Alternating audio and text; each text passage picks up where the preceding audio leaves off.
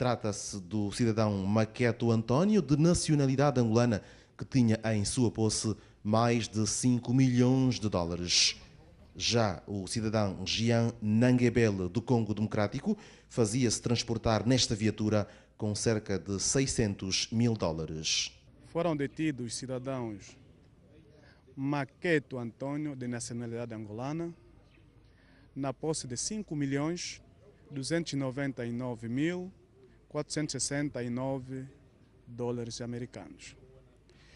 E Jean Monguebele Niami, de nacionalidade congolesa democrática, no valor de 588.850 dólares americanos, que destinavam-se para a República Democrática do Congo, interpelados no posto aduaneiro do Louvre, numa operação conjunta com serviços